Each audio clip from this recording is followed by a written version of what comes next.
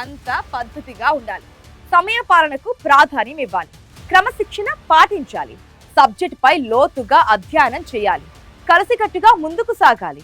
క్షేత్రస్థాయి నుంచి కూటమి నేతలు సమన్వయంతో ముందుకెళ్లాలి. ఎక్కడా వివాదాలు విభేదాలకు తావివ్వద్దు. కూటమి ఎమ్మెల్యేలకు సీఎం డిప్యూటీ సీఎం చేసిన కీలక సూచనలేవి. మున్ముందు కూటమి ఎంత బలంగా మారాలో, ప్రతిపక్షానికి ఎలా బంధాలు వేయాలో అగ్రనేతలిద్దరూ ఎమ్మెల్యేలకు కర్తవ్య బోధ చేశారు. మరో 15 ఏళ్లు కూటమి బంధం బలంగా ముందుకు సాగే ఆలోచనలపై ఫుల్ క్లారిటీ ఇచ్చారు.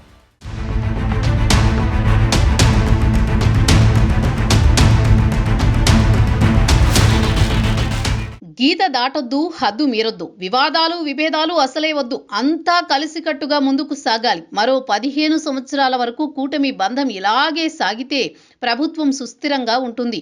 రాష్ట్ర ప్రగతి పదం వైపు దూసుకుపోతుంది.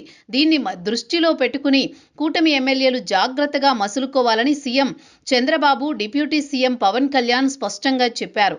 గత ఎన్నికల్లో కూటమి నేతలు కలిసికట్టుగా ముందుకు సాగడం వల్లే అద్భుత ఫలితాలు అందుకున్నామని గుర్తు చేశారు.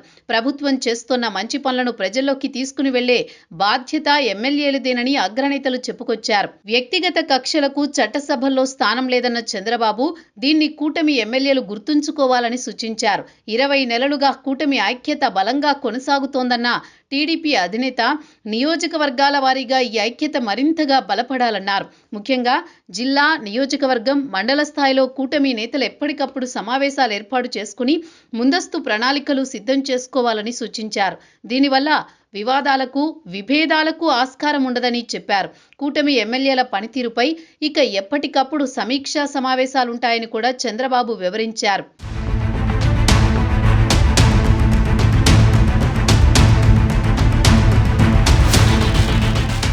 ఆంధ్రప్రదేశ్లోని 175 అసెంబ్లీ నియోజకవర్గాలపై కూటమి అగ్రనేతలు దృష్టి పెట్టారు. ఈ నేపథ్యంలో కూటమి ఎమ్మెల్యేల పనితీరుపై త్వరలో ఓ పరిశీలనా కార్యక్రమం చేపట్టబోతున్నారు.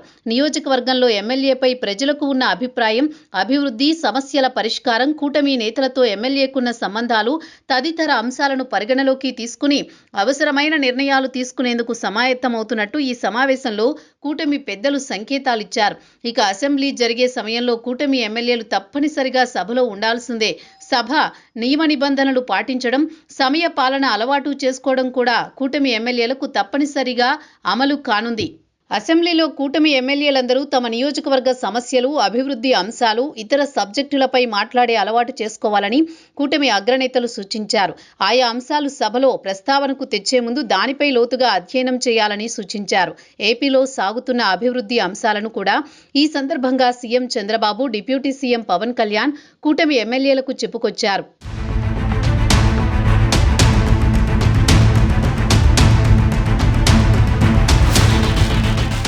ఆంధ్రప్రదేశ్లో 1,00,000 కోట్ల ఖర్చుతో రోడ్ల నిర్మాణం, 90,000 కోట్ల వ్యయంతో రైల్వే పనులు జరుగుతున్నట్లు సీఎం వివరించారు. ప్రజల అవసరాలు తెలుసుకుంటూ వారితో మమేకం కావాలని కూటమి అగ్రనేతలు చెప్పారు. కృషి, పట్టుదల ఉంటే సాధించలేనిదేమీ లేదు. అందుకు విశాఖ ఉక్కు ఫ్యాక్టరీ నిలువెత్తు సాక్ష్యం.